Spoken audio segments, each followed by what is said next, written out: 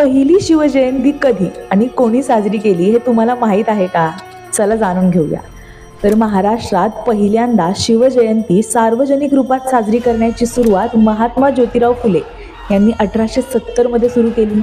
हा सोहळा पहिल्यांदा पुण्यात पार पडला. त्याआधी 1869 मध्ये फुले यांनी रायगडावरची छत्रपती शिवाजी महाराजांची समाधी शोधून काढली होती. तसंच त्यांनी शिवाजी महाराजांच्या आयुष्यावर पहिला पोवाडा सुद्धा लिहिला होता.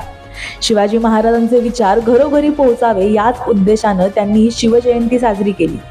त्यानंतर बाळ गंगाधर टिळक यांनी सुद्धा महाराष्ट्रात 1895 मध्ये शिवजयंती उत्सव सुरू केला आणि तेव्हापासून शिवजयंती धूमधडाक्यात साजरी करण्याची सुरुवात झाली. शिवजयंती आणि गणेशोत्सव या सार्वजनिक सणांद्वारे ब्रिटिशांविरुद्ध लोकांना उभं करण्यासाठी आणि जागृत करण्यासाठी टिळकांनी हे सुरू केलं. खरं तर पूर्वी महाराजांच्या जन्मतारखेबद्दल बरेच वाद होते आणि वेगवेगळ्या तारखा सांगितल्या जायच्या. पण माजी आमदार रेखाताई खेडेकर यांनी 2000 मध्ये महाराष्ट्र सरकारसमोर आधीच्या समितीचे रिपोर्ट्स आणि अन्य काही पुरावे सादर केले.